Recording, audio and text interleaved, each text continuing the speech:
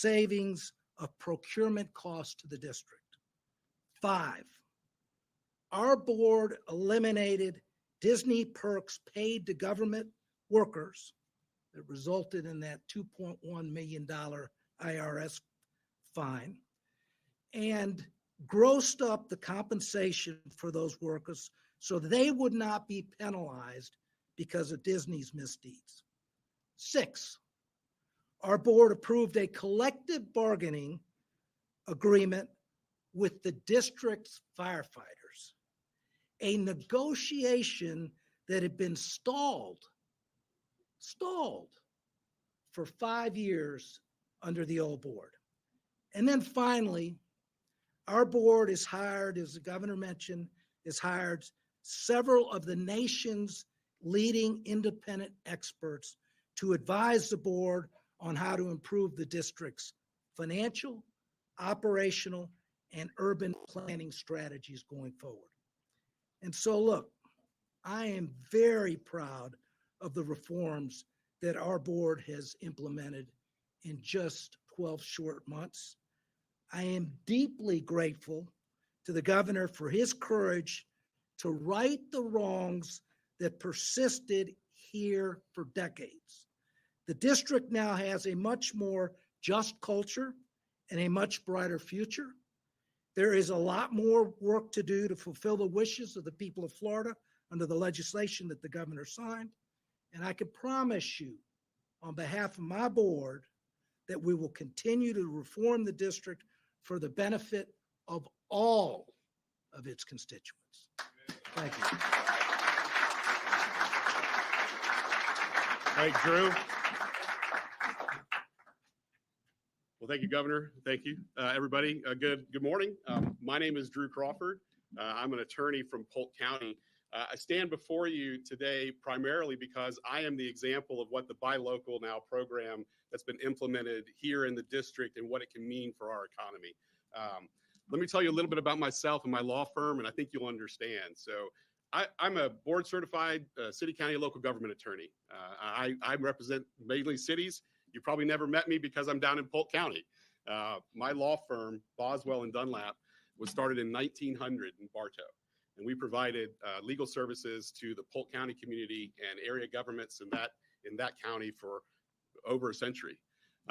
And what's interesting about that, we have a lot of experience that we can bring to bear. We don't advertise, we don't go out and seek work, but what we do when clients need us, and the only way they tell us that they need us is that they put out an advertisement that says, hey, we would like for you to bid on this work. We respond to that, and we are happy to have those clients. And we have a list of a significant public sector innovators, such as City of Winter Haven, such as Polk State College, such as the Polk County School District. And we're happy to add CIFTOD to the list. And I can't tell thanks enough to the governor, thanks enough to the chair, thanks to the district administrator, the members of the board of supervisors for that opportunity. So a little bit more about me. I am, as I mentioned, I was a board certified city, county, local government attorney. I've spent 19 years in municipal law. I've spent 13 as a local government administrative magistrate, handling code enforcement disputes and resolving matters in favor or against just the governments or the folks who appear. And those, I've been asked by by CIFTOD to come in and be the local government magistrate here. And so what does that mean? That means that I'm supposed to do fair, expedient, impartial evaluations, administrative resolutions of building, fire, real property maintenance related matters. And I think the most interesting thing is, this kind of goes to what you were saying, Mr. Chairman. I don't believe there was a code enforcement program here in the district prior to this year. So this way we can, the reason why that's important is that like a court, right? A code enforcement magistrate provides a fair, open public forum for resolving these kinds of disputes. But what it really does is it creates transparency and improves the collective accountability of property owners to each other and tenants and to property owners, so that you lift, like a rising tide lifts all boats. The properties are maintained to the standards that are created, but it increases the public's confidence that local government, which is the one closest to the people, and the civil inspection teams that are employed by local government are accurate, courteous, responsive, and responsible. And that's exactly what I believe that this board is doing. And Governor, again, I thank you for the opportunity to do that. My last thing I want to say, I think it's important too. Administrator Gilzane, I want to thank you and your staff for the bidding process.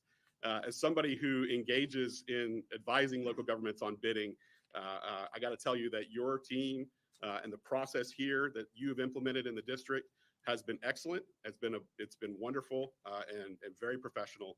And I hold it out as an example for others to follow. So yeah, thank you.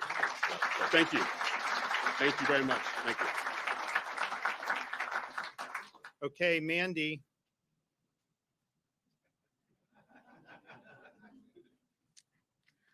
Hi, good morning. Thank you, Governor DeSantis, again for an opportunity to speak. I don't know if any of you remember me. If you were here this time last year, I was the mom who spoke as not trusting Disney anymore. And so I still stand here today having that same feeling. I grew up in Osceola County. I was impacted as a child, an adult. My son, Disney was a part of our life growing up, and the memories that Disney provided were irreplaceable, and they'll forever remain in my heart.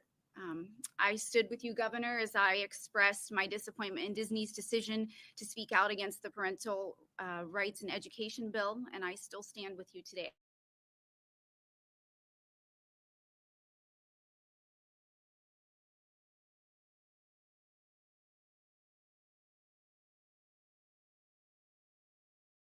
They should not have picked this fight. The moral standards of our nation everywhere today are being challenged and compromised. And as a parent, it appalls me that our children are constantly bombarded with immorality and immoral messaging that at home, I'm trying to teach my son the right thing to do. So this mama bear will continue to remain in the ring and fight for my child or any child that's impacted by the woke ideologies that are robbing our family traditions. I will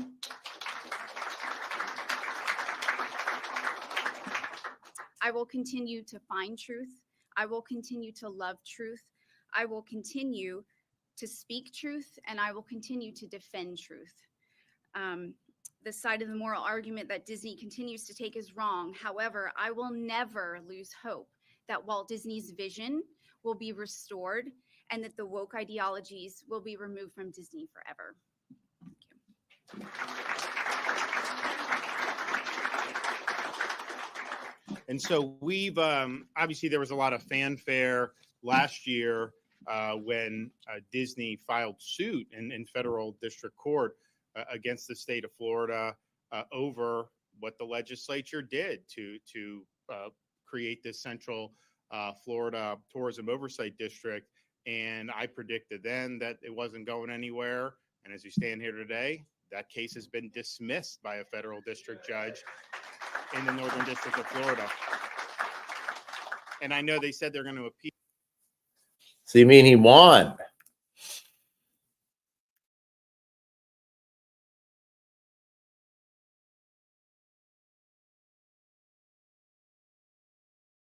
They're going to appeal.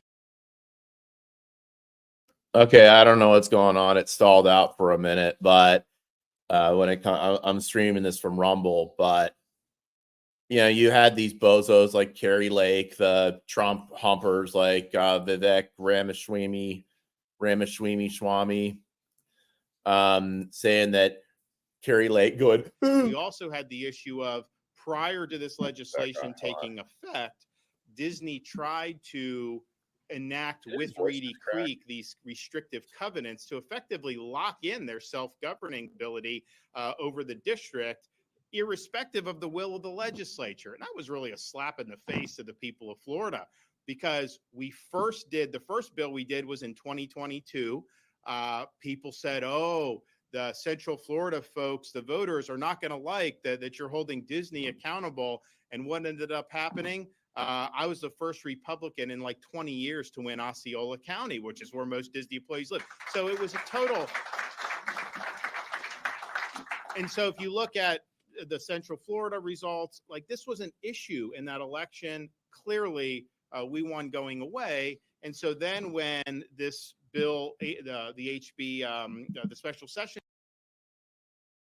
bill came, we had major majorities in the legislature supported this. Like there was no question that where the people were going on this, and then for them to try to undercut that. So that hasn't worked. We have a declaratory action just to make the, but I mean, basically the district is operating as if those covenants are null and void, because they are. But that was really an underhanded thing. And so that I think is something that has also gone by the wayside. So we're now in a position where we have an opportunity to continue these reforms that are going to be good for people in the Central Florida community, good for the state of Florida. And there's a lot of opportunities here. I mean, I know we have, Universal is going to do the Epic is coming, I guess, in 2025. There's a lot that's been rumored maybe for Disney to do things. And I think that we want everyone to be successful, but we need government to be transparent. We need it to be accountable, and we need it to answer to we the people, not to one single company. And that's what we've done. All right. Anybody back there? Yes.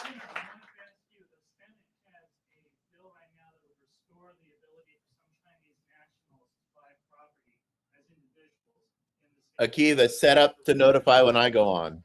Do you have any thoughts? Is that something that you would support as governor? So last year, I signed something very important.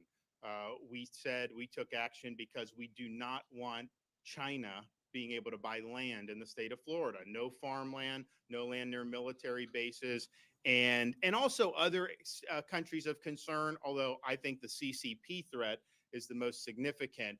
And the legislature, a lot of the language that was there was things that they had suggested in that bill. What I see going on now is attempt to unwind what we've done to protect Floridians against the threat posed by China. So that is not something, as far as I've seen, that is not something that's going to pass muster with me.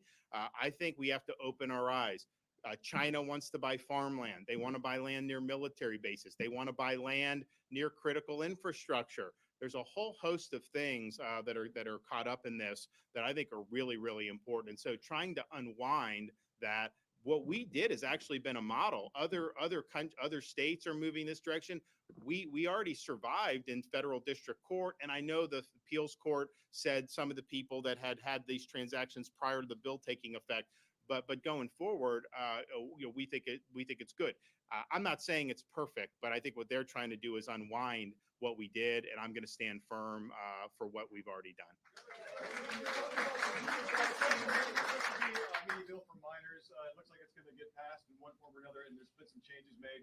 Do you support the changes that have been made for? And do you still? It's still under negotiation. We're working. I understand it's important to the speaker. I tell all the legislative leaders, I want you guys to be helpful. I mean, I want you guys to be successful. So if something's important to you, I want to try to get it done. But I also think that there are legitimate issues that got to be worked out in that.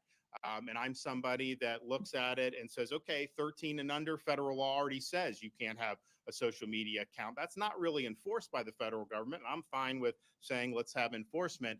As you get into 14 and 15, I think net it's harmful for them to be on some of those platforms that have certain functionality that is addictive. I agree with that, but I also believe that that parents need to have a role in this. So we're working to make sure that there's a role for parent.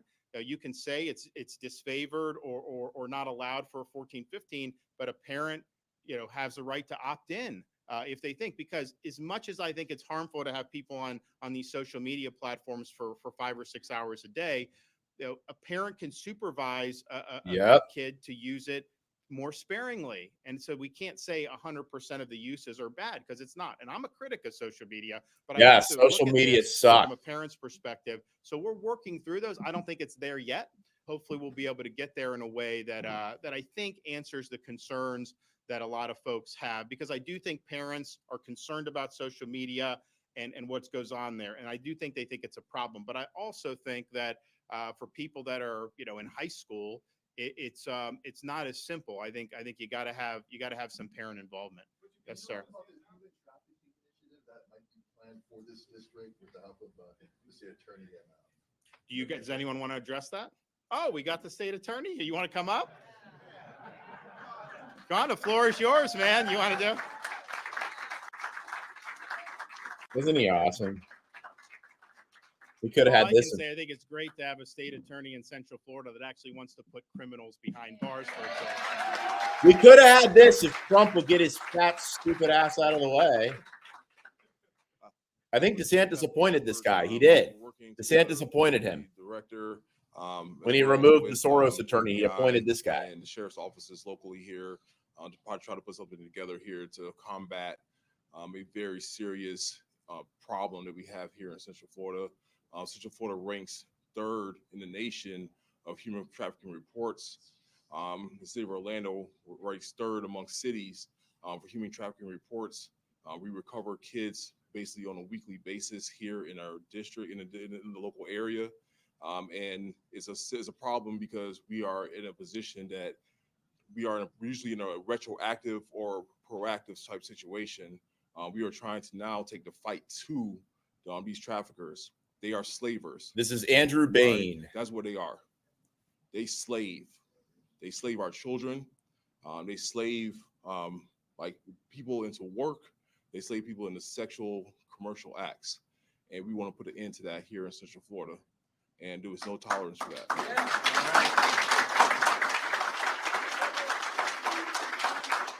Yeah, and I mean, I think that, you know, if you look, it's unfortunately, the human trafficking is really the magnet is when you have a lot of events and things like that. So obviously Florida Central, there's conventions, there's a whole bunch of stuff. South Florida, same thing. When we have the Super Bowl, which we've had 2 since I've been governor, you know, that's there. So these are things that attract this criminal element. And so we've done a lot in the state to beef up penalties and to add further support. Honestly, we were some of the previous things had been stymied partially by one of the companies here, of course, in the past. And so I think we've got more momentum, and I think it's great that they're collaborating on this. One of the provisions of that is going to ask municipalities to set up an alternate site where people can go and be outside in public, but also get services that they may need, including mental health. If an area doesn't have something like that already, what possible help or aid could come from the state to help them set up an area like that? It's a good question. So first of all, we are not going to let Florida become San Francisco, where homeless are everywhere. We're not going to let that happen. Thank God.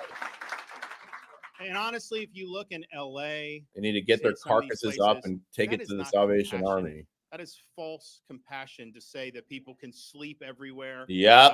Harass people coming by, use drugs, open air drug markets, and all this stuff. That is a society in decline when that becomes the norm. So we're going to be very clear. Now, look, we don't have the same problems at those levels, but especially when you have municipalities where you may have leadership has a different philosophical bent that I think most Floridians would have on this, there's a danger that this could be something that could explode in one of our cities in Florida. So I think what the bill's trying to do, and I support this, is limit local governments from allowing this sleeping in public. You don't want the homeless intruding on quality of life, on public safety, and on businesses and the economy. And so that has got to be the firm line that you have. Now, I think most people agree with that. What courts have said, and I'm not sure that this is the proper interpretation of the Constitution, but I think this started, during the Warren Court, where they just kind of made it up as they went along. So why not, right? But I think what they said is if you ban sleeping in public on the streets and on the sidewalks, that was unconstitutional unless there was some place to go. So and I think Orlando had something that got approved. There are places to go. Faith Farm, YMCA, Salvation Army, Calvary House. The court said, well, no, you can remove them off the street if there's shelter. So I think what the bill's trying to do is say hard and fast rule. None of no campments, none of this stuff in public. The average citizen should never be intruded upon because of homeless. And then but then what do you have to do to make sure it survives judicial scrutiny? You got to have sheltering ability. And then if they want to set up some of these sites, it can't just be some site is like Sodom and Gomorrah, where they're using drugs and doing all this stuff. It needs to be situation where help It's like is available. Amsterdam on the So would wire. I be willing to help with free things like zones. mental health? I would be willing to do that from the state level, because if you look at some of the homeless, it's not just, oh, they need an apartment. You can take some of these people in San Francisco, put them in an apartment, and that doesn't solve the problem, because the homelessness is a symptom of the underlying mental illness that they're suffering from. It's not the cause. So yes, I'd be willing to help with that at the state level. I think that that's important. I don't think it would be something that most communities would need. I think there'd probably be a handful where we would want to make sure that this thing doesn't go sideways, because I can tell you, I mean, you guys probably know, you have people that have moved to Florida in large numbers. We've always attracted people, but particularly over the last 3 or 4 years, you've had people, yes, they were fleeing some of the COVID mandates. Yes, some of this, the taxes, but the public safety has been a huge issue. And yes, part of it is you have these prosecutors who wouldn't prosecute. You have police that weren't supported in these areas and weren't able to do their job. But this homelessness and drug use really has hurt the quality of life for people in some of these once very proud and vibrant American cities. So I think that legislation is saying we're not going to let that happen in Florida, and we're willing to take whatever remedial that we have to do to make sure it passes judicial scrutiny going forward. But ultimately, I think the mental health component of this is really, really good. And so the question is, like a San Francisco, their view is they want to facilitate more of this. And of course, you're getting more of it. I think ours, we want to discourage this, and we want people to get on their feet. But at a minimum, we cannot have a family feel unsafe just walking down the street of some place in Orlando or Miami Beach or wherever, because there's a massive homeless encampment. I'm with you, Anthony. I'm with you. I'm with you on the Trump thing. He's right on. Back in October, approved a special district for Universal and its Epic Universe, a special testing district. Just like we're dealing with. Well, what I said at the beginning. So there are a lot of districts in Florida, the development districts. When they build subdivisions, they'll do community CDDs. So it's not a question of a special district. I think if you look the districts prior to 1968. When the Florida's current constitution was ratified, Reedy Creek was one of those because it was 67. They were given authority that would be unconstitutional under the current constitution. So when they're doing these things, there's a valid use for it, but it is not going to be something where the corporation takes over the entire local government and is able to do some of the things that Martin pointed out. That the reason that happened was because of the it's a combination of the extraordinary authority that the Florida legislature gave to Reedy Creek, and then the fact that Disney did not go forward with building the residential communities. Because if they had built a big residential community, Reedy Creek, you would have had to elect councilmen and mayors, and you would have had, the voters would have decided, and the audit goes through this, but I mean, Disney, like, they were very devious with how they did this. They would literally, they would control the few number of people who actually live there, and it was all at their courtesy. And as soon as your term for, you'd vote, you'd get elected, and then they kick you out when your term was over, and they'd cycle more. I mean, you talk about rigging the system, man, this was rigged. I mean, it was unbelievable. So, but bottom line is there are absolutely legitimate uses for special districts. I would say the ones post 1968, I've not seen any of them that have been even close to what Disney has had. There were some prior to 68 that were just not as significant in the overall scheme of things, that had some stuff. I mean, Reedy Creek had a provision for extraterritorial eminent domain. So you look at that Reedy Creek map, they could obviously they controlled that. They could eminent domain outside of the district's boundaries. I remember I was at an event, I think, as when one of the salvos of this had happened, and the whole Reedy Creek thing was up in the air, and we were right across the border at somebody's house, and they're like, "Yeah, there's Reedy Creek." I was like, unless we go through with these changes, they can seize your house for eminent domain. You can do that. I mean, imagine the power of that, to have one corporation be able to seize property outside of this district. I mean, unbelievable and unprecedented. All right, guys, this is a good story, a good example of good government. Thank you. And we could have had him as our presidential nominee, but Donald Trump wouldn't get his fat, stupid ass out of the way. So we're stuck with Trump, who loves dictators, wears the same exact suit every day because he's psychotic and is mentally unbalanced. We could have had this. And the first, you had these just absolute piss ants, like this little piss ant Vivek and Kari Lake, longtime Democrat. Kari Lake became a Republican when she saw the light, right? Ron DeSantis, he can't beat Donald Duck. So what makes him think he can beat Donald Trump?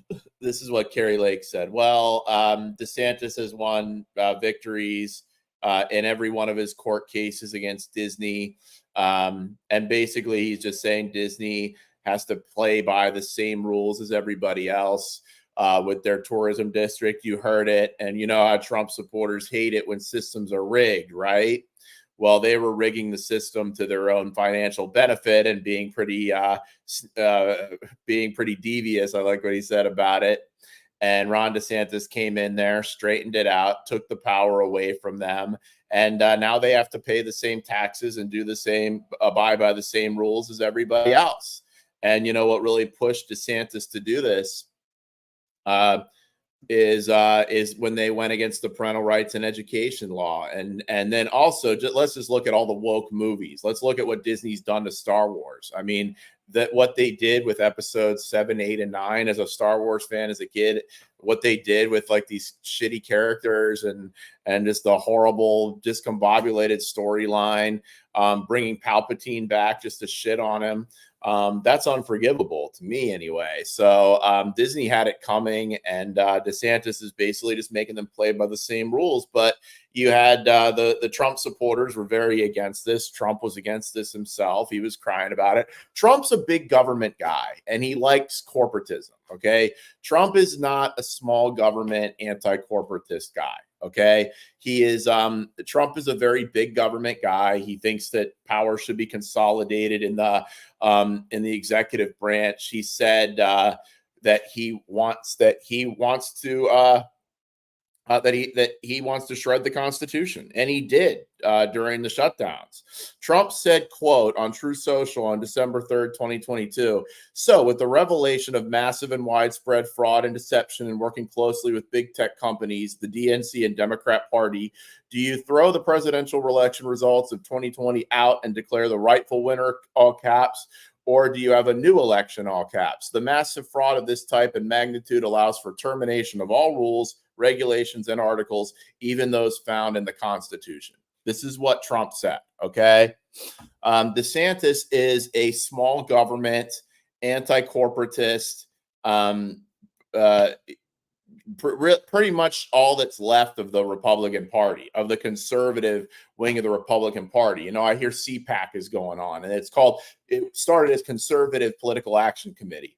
And who do they have speaking? Steve Bannon. This guy's not a conservative, all right? He's a Hollywood writer who decided to jump on this bandwagon. These guys, they do not believe in small government. They don't understand conservatism in any way, but they've basically just hijacked that part of the Republican Party and made it MAGA. It's MAGA now. Now, when it comes to social media, DeSantis taken strong action and to limit the amount that kids can be on social media. And I'll tell you right now, I've been off Twitter for 10 days today. I am a Twitter addict. Okay, I am a Twitter-holic. All right, what do I mean by that? And I appreciate you guys that are watching. Please set this up to that you get notifications when I go on YouTube, because I'm only going to be going on YouTube. I don't go on Rumble. I think Rumble is trash. DeSantis is on Rumble because he got censored on YouTube. But please set up that you get notifications when I go live. I'm going to post some videos. I'm going to go live when DeSantis has his pressers on here. I'm going to go live and do some commentating on it. And, you know, I don't mind the fact that I'm not hitting up as many people as I did when I was on Twitter, because I actually got to listen to that entire press conference. And this is weird. Really, you can't take a break from Twitter unless you detox for at least 10 days. Because after 10 days of being off Twitter, I'm just now starting to kind of get my attention span back. Everybody's wondering where all this ADD is coming from. Well, you know, I mean, the constant scrolling through social media, because what I would typically be doing is DeSantis would be talking and I would be flipping through I'd be flipping through my my Twitter, looking at what other people are saying. And then my wife would go, "Oh, wow, that's a good idea." And I would hear everybody clap. And this is what I would do. I would go, huh? What did he say? Remember that, babe? And I would have no clue what he said because I was flipping through Twitter, because I'm a Twitter addict. Okay. And I understand that there's certain people that can do social media in regulate their social media usage. I can't for some reason. I start the scrolling process and then it just sucks me in. And it really is like a slot machine. It's very addictive. And then I don't hear what he said. So I got to hear that whole presser. And I'm noticing that I'm not even, it is, Anthony. It is just people's useless opinions. And you know, people get on there, they oh my God, the whole world is just waiting for my next take on this. Oh. And some people on Twitter are good. Some people use it good. Like I like watching their takes, but mostly it's just rage. It's just rage. Like people getting enraged over that commercial where it shows Christians washing each other's feet. They were enraged over that. Like, oh, you know, I'm like, there should be a commercial with Jesus going down to the abortion clinic and stoning them. You know, I'm like, well, hold on a second. Didn't Jesus say he is without sin? Cast the first stone to the woman that was caught cheating on her husband. All right. Like conservative MAGA Jesus does not line up with actual Jesus. Okay. You know, I read something interesting out of the book of Numbers this morning, the Numbers 11:1. And when the people complained, it displeased the Lord. That's Numbers 11:1. And then actually a woman became leprous because she was pissing and moaning about Moses. So it's a rage machine on Twitter, basically. Because rage keeps your attention. The more you're outraged, you're more likely to be sucked into something you're outraged about than something that makes you happy. And DeSantis is restricting that for kids, because it's just like how you don't sell alcohol to kids under 21, because some people can handle alcohol, some people can't. But it's unfair when you're that young. To get you sucked into that world if you're a person that can't handle it. And I think the same goes with social media. And there's no shame in saying that you're just a person that has to stay away from that stuff. There's no shame in being a person that says you have to stay away from alcohol, or being a person that says you have to stay away from social media. And I can tell you, after 10 days off Twitter, my attention span is coming back.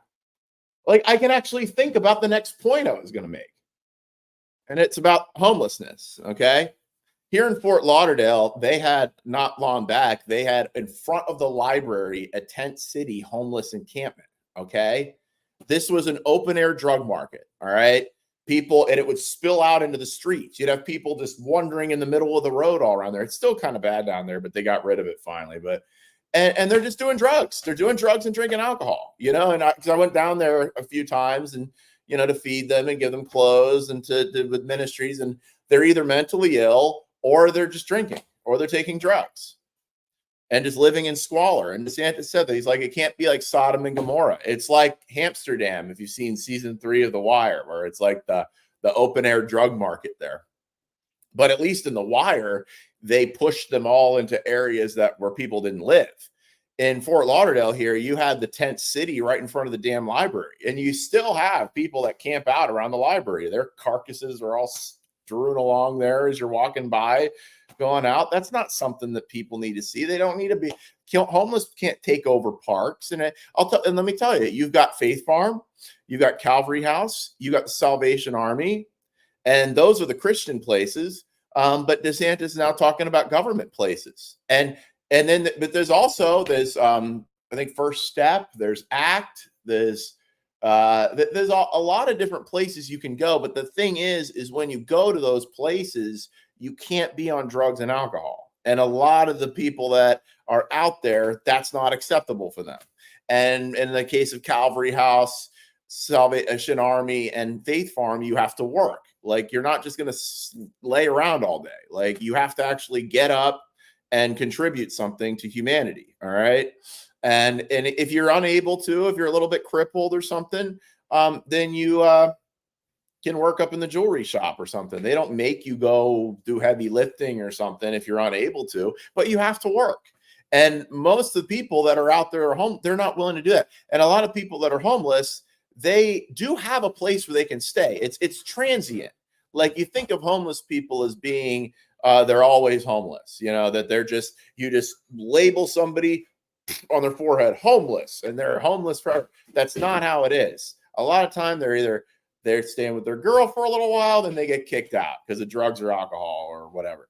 Or they're staying with mom for a while. It's a transient thing. And there's people that are homeless and they're maybe not permanently homeless. They just got kicked out. And there's some that like it.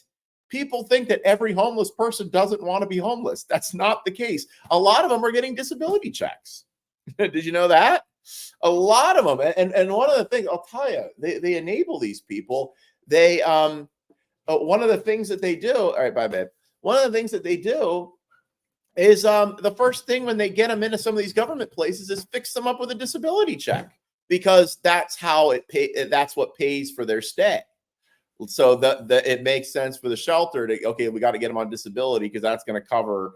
So, but that's just, I call it disability enabling people, because just handing people free money is not a good idea. All right. Especially people that have bad habits like drugs and alcohol. And then handing them free money with no accountability, like DeSantis said, and letting them just live in squalor on the streets, spend that check until it runs out, then go out and panhandle and harass people on the intersection and in front of Publix. That's not being that's not being compassionate, and that's enabling them. And then they end up dead. Where was the compassion in that? So, I think DeSantis has it right with this, that there's a mixture of outreach, making sure there's a place for them to go, and providing state funding for that. I think that's an important place for state funding to go. Of course, God is what people need in their lives. But then the mental illness part, there are people that are genuinely mentally ill. A lot of mental illness is caused by drug and alcohol use or exacerbated by it. Okay. But there are people that are actually mentally ill, like without drugs or alcohol. Something happened to them that damaged them, or they were born with a predisposition and they just have that. And some of them need the help of medication. Not everybody needs medication. I would say, and I worked in the psych unit before, I would say about out of all the people that are medicated in America for psychological things, probably only 3% of those people actually need medication. That's what I think. I mean, I'm not a doctor, but like this from observing, I think that people are over medicated, and they're medicated for the wrong reasons. And then a lot of times I think medication is a temporary thing. It's not something that they should be on all the time. But there are people out there that genuinely do have mental disorders that have nothing to do with drugs and alcohol. And they need to be taken care of as well. But in the meantime, you can't have people just strewn all over the place. You can't all over the sidewalks, and then have in Broward, we have this judge, we have a woke judge here and a woke prosecutor, and when they bring in the yeah, Anthony, she probably does. When they bring in people off the street, that judge just puts them back out. And then you've got these, there was something where they were like saying, oh, well, people begging, they need that for life sustenance. And it was interesting because the same people that are claiming that harassing people on the corner and panhandling in front of Publix and stuff, that is needed for sustenance, those same people were telling us that we couldn't go to work because of germs in 2021. So wasn't that for sustenance? You didn't care about my sustenance or the sustenance of the people that wanted to go out and work for a living, but it was like, oh, but you can beg and harass people on a street corner. No. So that can't be tolerated at all, because it's basically like an in.